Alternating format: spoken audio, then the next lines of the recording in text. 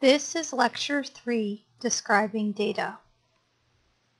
By the end of this lecture, you should understand how to construct a good variable, be able to classify a variable's level of measurement, be able to calculate the mode, median, and mean of a variable, be able to construct and analyze a frequency distribution, be able to construct and analyze a bar graph, be able to construct and analyze a histogram, and understand how dispersion affects the distribution of the values of a variable.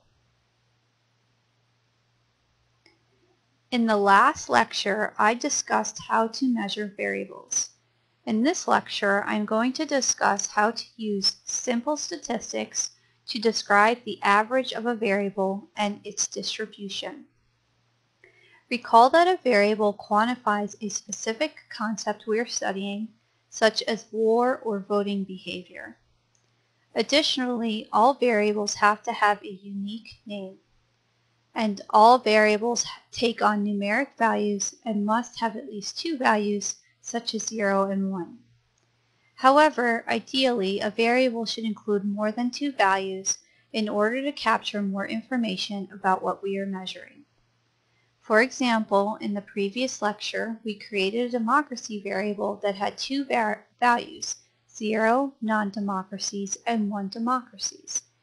But we discussed how adding an additional category was important to deal with countries like Russia that are neither a democracy nor a dictatorship. In the first part of this lecture, I'm going to show you how to classify a variable based on the values the variable can take. You can classify a variable as nominal, ordinal, interval, or ratio level. Remembering the word noir is an easy way to remember these four terms, as the letters in the word noir are the first letters of these four words. Noir means black in French. Nominal level variables divide the subjects or observations in your variable into different categories. The categories are exhaustive, meaning that you included all the possible categories. The categories are also mutually exclusive, meaning that you can only place a subject or observation in your variable into one of the categories. For example, if you are collecting data on voters' party identification, you would have three different categories in your data: Republican, Democrat, and Independent. These categories are mostly exhaustive as they capture the three main party identifications in the United States.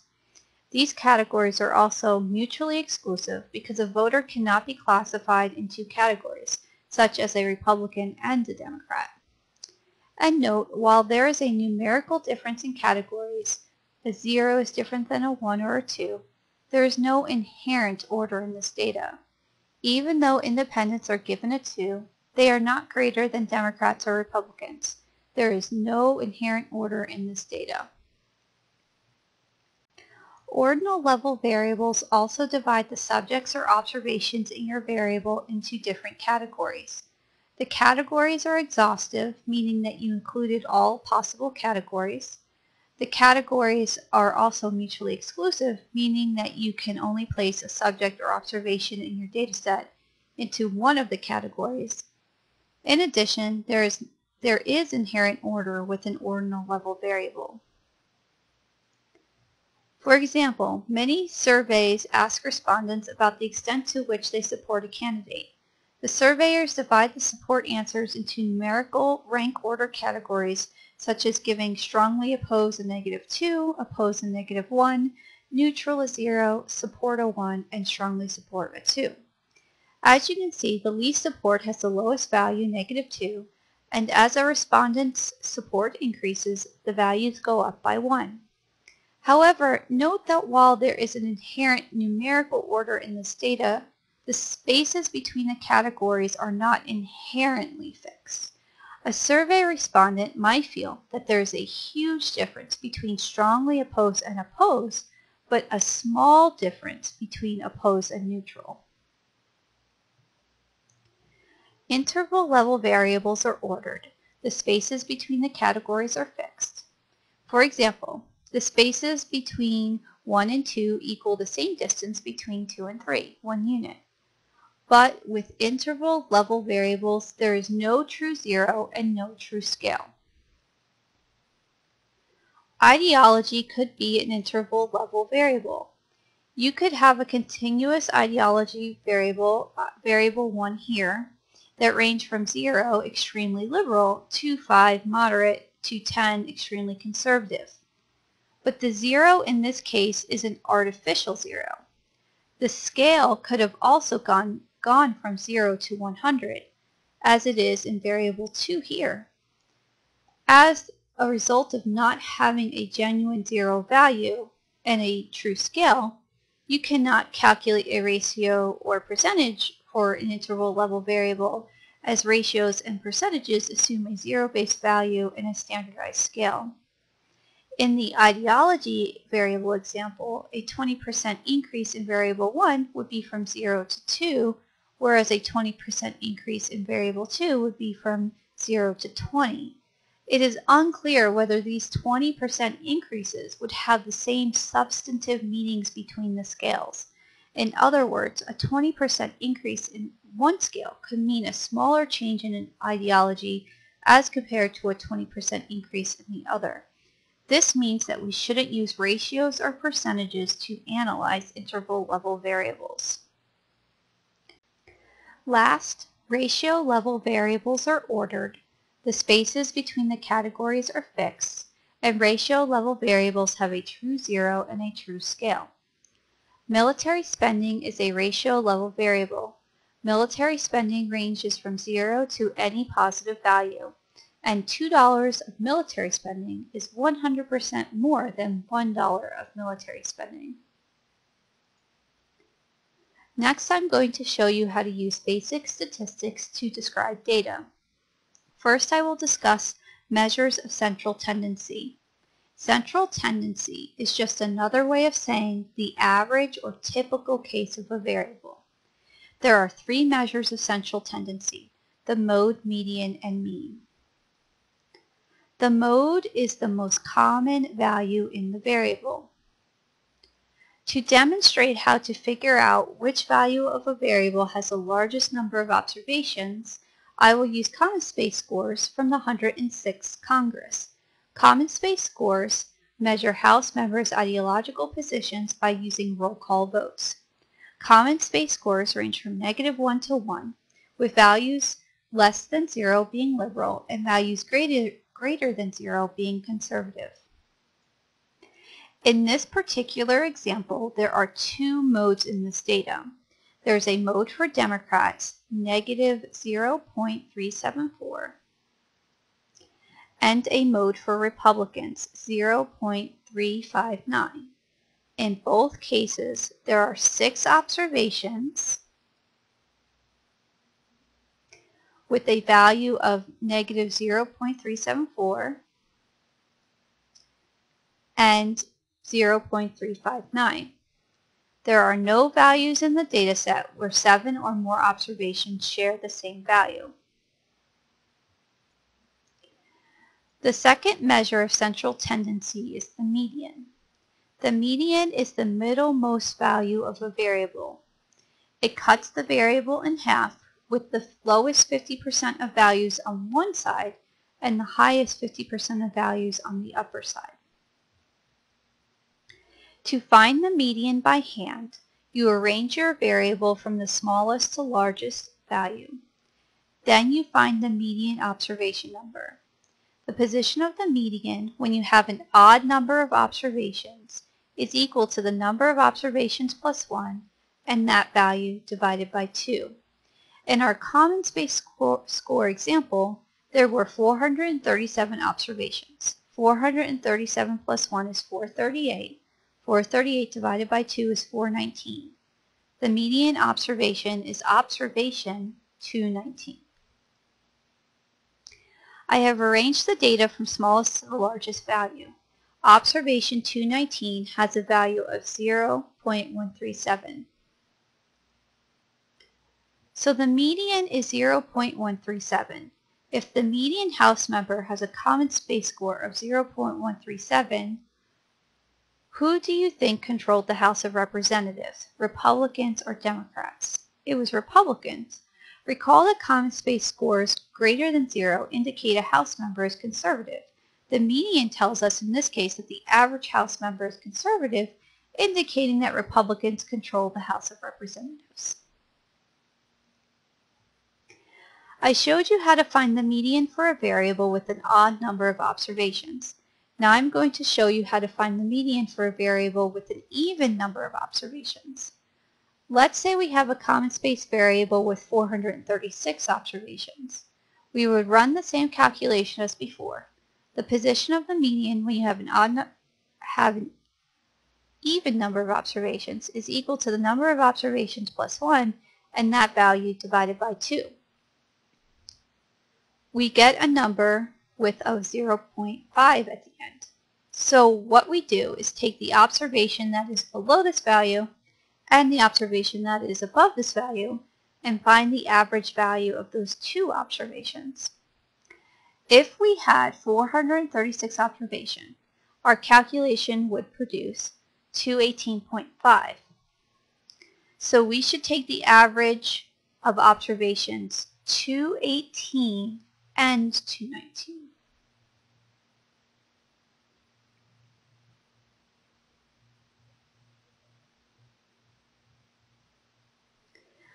Observation 218 had a value of 0.135. Observation 219 had a value of 0.137. The average of 0.135 and 0.137 is the sum of these two numbers divided by 2, or 0.136. The third measure of central tendency is the mean. The mean is the sum of a set of values divided by the total number of observations. Formally, the equation looks like this. X bar means the mean of X. Any variable name with a bar over it indicates that it's the mean of that variable. The Greek letter sigma, capitalized, means the sum of. In this case, this means the sum of all observations in X, and N means the number of observations. For our common space score example, the mean of the common space scores are the sum of the common space scores divided by the total number of observations. I calculated this by hand. The sum of the common space scores was 21.788. The total number of observations was 437. 21.788 divided by 437 equals 0.05. The mean of the common space scores was 0.05. So, in sum, there are three different measures of central tendency, the mode, median, and mean. And all three measures give us different values, as in the common space score example, leading us to draw different conclusions about the average or typical case of a variable. So when do we use these three different measures? If we are examining a nominal level variable, we should only use the mode. Recall that the values of a nominal level variable have no order. The mode does not assume a variable has order, but the median and mean do assume a variable has order. Hence, with the nominal level variable, we only use the mode to describe the typical case of the variable. With an ordinal level variable, the values of the variable have order, but the spaces between values are not fixed. We can use the mode for an ordinal level variable because the mode simply tells us the most common value in the data. We can also use the median because we can order the data from smaller to largest and find the middlemost value. We can also use the mean, but it is debatable whether it makes sense to use the mean for an ordinal level variable. The mean assumes that the spaces between the values of a variable are fixed, which is not always the case with an ordinal level variable. Nevertheless, social scientists often use the mean to describe an ordinal level variable. Next, recall that interval and ratio level variables are ordered and continuous. Hence, we can either use the mean, median, or mode to describe the typical value of these types of variables. Back to the common space scores example. Recall that common space scores are ordered and continuous. They do not have a true zero though, so common space scores are interval level. Hence, we can use the mode, median, or mean to describe this variable. However, the mode, median, and mean tell us different things about the typical value of this variable. According to the modes, the typical members of the house are either liberal with a score of negative 0.374 or conservative with a score of 0.359. According to the median, the typical member is moderately conservative with a score of 0.137. And according to the mean, the typical member is moderate with a value of 0.05. So which one is correct? Because we know that the House of Representatives is polarized, Republicans tend to cluster on the right while Democrats tend to cluster on the left, and there are very few moderates. The mode or median would be the most appropriate measures of central tendency. If we wanted to focus on polarization in the House, we would focus on the mode because it shows us that there are two typical members of the House, liberal Democrats, score of negative 0.374, and conservative Republicans, score of 0.359. If we just wanted to examine who controlled the House, we would focus on the median because it tells us conservative Republicans control the House, score of 0.137. If we just wanted to look at the overall average in the House, we would look at the mean of 0.05. However, since most Congress members are liberal or conservative, and very few have moderate common space scores close to 0.05, the mean in this case would not give us a lot of information about the typical ideological leanings of Congress members in this congressional session. Next, I'm going to talk to you about frequency distributions, bar graphs, and histograms.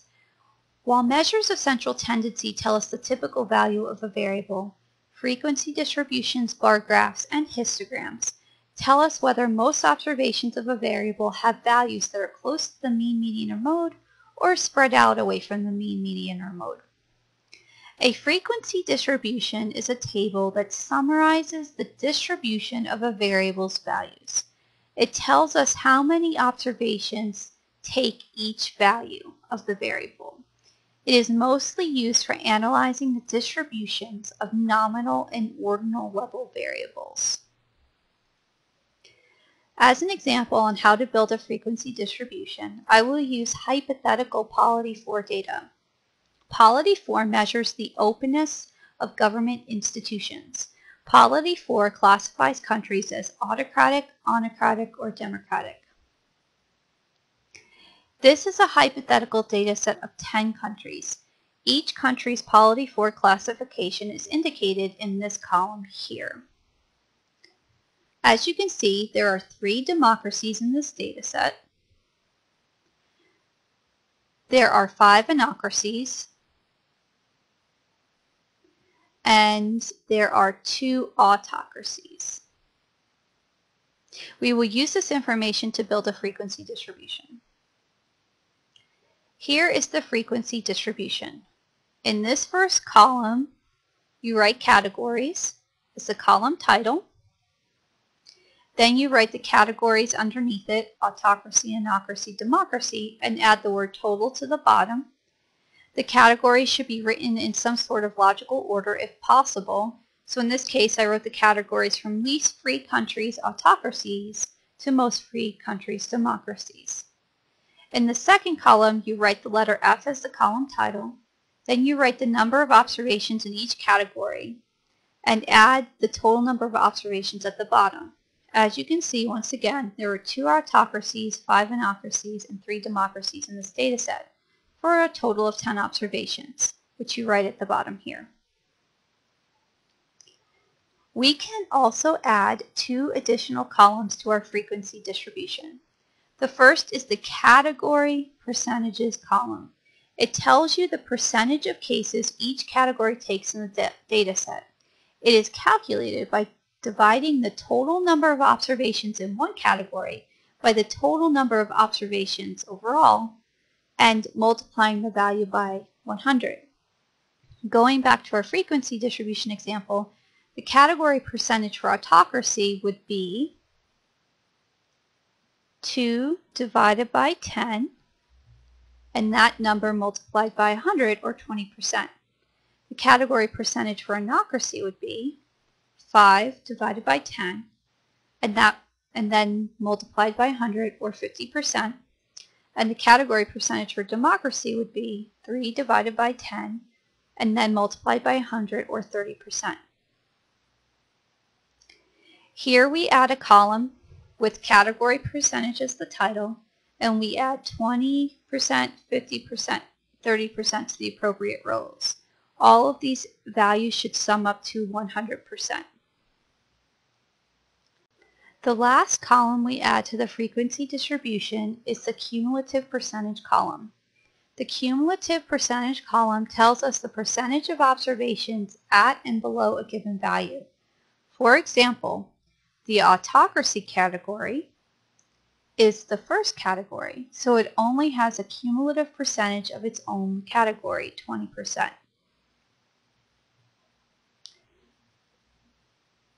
The cumulative percentage's value for anocracies would be the sum of the category percentages for autocracies and anocracies.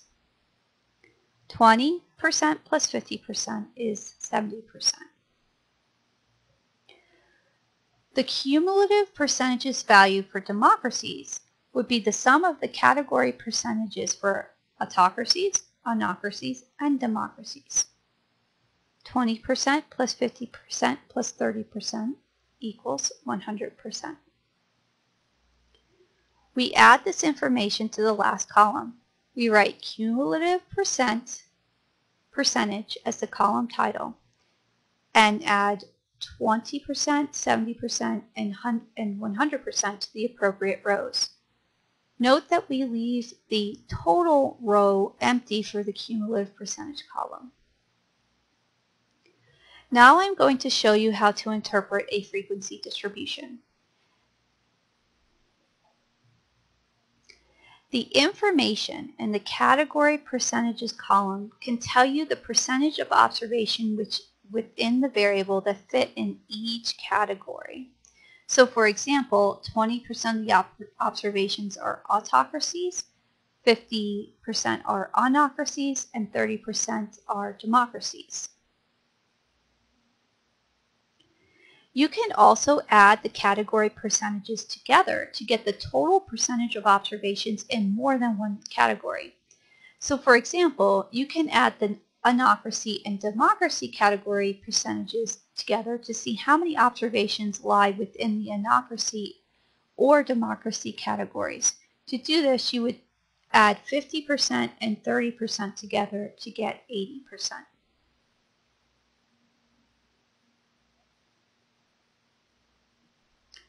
So 80% of observations in your variable are either anocracies or democracies. Because the category percentage column tells you the percentage of observations within the variable that fit within each category, you can use the category percentage column to find the mode of a variable. The mode is just the category with the highest category percentage in the table. So, for example, anocracy has a category percentage of 50%, which is the highest value in the category percentage column. So, anocracy is the mode for this variable. It is the most common category amongst the observations. Next, the cumulative percentage column tells us the percentage of observations at and below a given value. So, for example, the anocracy cumulative percentage tells us that 70% of observations in this variable are either anocracies or autocracies. Next, with the cumulative percentage column, you can also identify the median value of your data.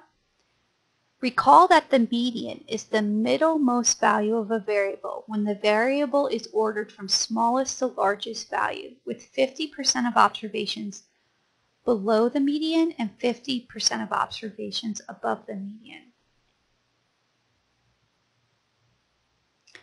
To find the median in a frequency distribution table, all you have to do is find the cumulative percentage category that encompasses the middlemost observation, or the observation of 50%. Autocracy only goes up to 20% in the cumulative percentage column, so autocracy cannot be the median. Anocracy goes up to 70%, so it includes the 50% value. So anocracy is the median value in this data set.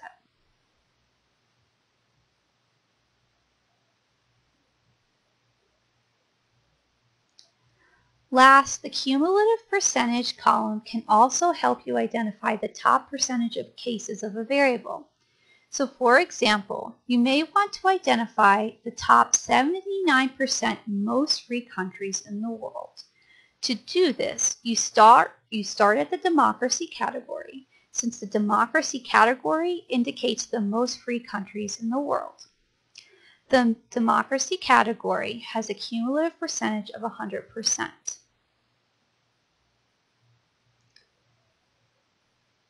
Then you subtract 79%, the topmost value, from 100%, and get 21%. 21% will be your bottom value. Then you find the categories within the cumulative percentage column that range from 21% to 100%. These are the observations with the countries that are the top 79% most free countries in the world. The anocracies and democracies categories hold the cumulative percentages between 21% and 100%. Hence, anocracies and democracies are the most free countries in the world.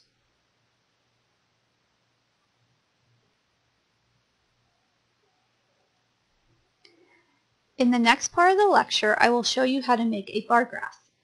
A bar graph is a visual representation of the data from a frequency distribution. As such, it is best used for nominal and ordinal level variables. The bars on the graph can represent the total number of observations each category of a variable has, or the percentage of observations each category of a variable has. When you construct a bar graph, you place the total number of cases or percentage of cases on the y-axis and the category names on the x-axis. This is a bar graph that represents the information from the polity 4 frequency distribution example. As you can see, the percent of cases is on the y-axis. The category names are on the x-axis. Note that I placed a variable name below the x-axis as well. 20% of cases were autocracies, 50% were anocracies, and 30% were democracies.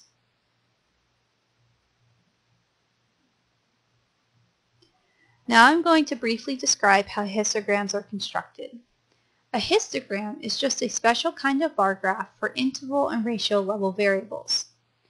If we made a bar graph out of an interval or ratio level variable, then we'd have to put a category on the x-axis for every single value of the variable, which would be a lot of categories. With so many categories on the x-axis, the graph wouldn't be visually appealing or informative. So instead, we create categories or bins on the x-axis that represent a range of values for the variable. Then we count to see how many observations have values that fit within the range of values for each category. Hence, the bars represent the total number of or percentage of observations in the variable that fit within the range of valuables for each category. Here is an example of a histogram of common space scores from the House in the 106th Congress. Recall from the beginning of the lecture that common space scores measure Congress members' ideological leanings on a -1 to 1 scale based on their voting behavior. As you can see on the x-axis, these bars do not represent specific values in the variable. They represent ranges of values. This makes the graph more informative and visually appealing. If there was a bar for every common space value, the graph would be very cluttered, messy, and hard to interpret. It is important to note that this histogram is a good example as to why we should analyze the distribution of the values of our variables. The histogram demonstrates that there was not one typical House member in the 106th Congress. Instead, there were two typical House members in this Congress, a liberal Democrat here and a conservative Republican about here. In other words, Democrats and Republicans in Congress have different ideological preferences based on their voting behavior. In the beginning of the lecture, we talked about how to calculate a variable central tendency, or the typical value in a variable. But a variable's central tendency or typical value is not the only information about a variable that matters. The way the values of a variable are distributed also matter. In this section of the lecture, I'm going to teach you how to interpret bar graphs and histograms in order to describe how a variable's values are distributed. There are a lot of different ways variables can be distributed. First, this is an example of how a variable can be normally distributed. The graph looks like a bell with a peak in the middle and two symmetrical tails on each side. One interesting characteristic of a variable that is perfectly normally distributed is that the mean, median, and mode are the same value. We will talk more about the normal distribution after the first exam. Variables can also be distributed in a clustered fashion or dispersed fashion. Imagine we have two variables, one where each observation takes on a value of 5, and another where two observations take on values of 0 and two observations take on values of 10. Note that each variable has the same mean, 5, but the distribution of the observations are different in each variable. In the first variable, all observations are clustered around the mean 5. In the second variable, the observations are far from the mean, with two observations being well below the mean and two observations being well above the mean. This graph demonstrates the distribution of a clustered variable with most observations values close to the mean. This graph demonstrates the distribution of a dispersed variable with most observations very far from the mean. In the clustered graph, observations range from -10 to 10, indicating that most observations values are very close to the mean. Whereas in the dispersed graph, observations range from -1000 to 1000, indicating that most observations values are very far away from the mean. The distribution of a variable can also have a skew.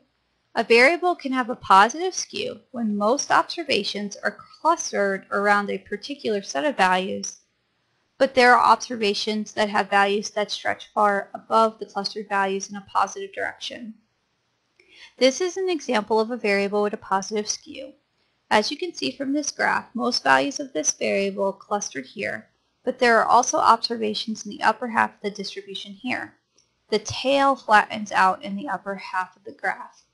These observations that are pulling the distribution in a positive direction are actually pulling the mean of this variable in a positive direction. This is why often when a variable has a positive skew, the mean of the variable is greater than the median, although this is not always the case.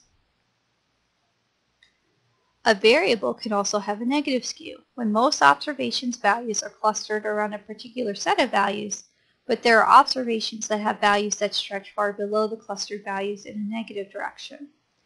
This is an example of a variable with a negative skew. As you can see from this graph, most values of this variable are clustered here, but there are also observations in the lower half of the distribution here. The tail flattens out in the lower half of the graph. These observations that are pulling the distribution in a negative direction are actually pulling the mean of this variable in a negative direction. This is why often when a variable has a negative skew, the mean of the variable is less than the median, although this is not always the case. Last, the distribution of a variable can also be bimodal. A bimodal distribution has two modes. You can tell if there are two modes in the data when you look at the bar graph and there are two groups of variables that are clustered around two different values. Like with the common space scores example here, there are two modes, one for Democrats and one for Republicans.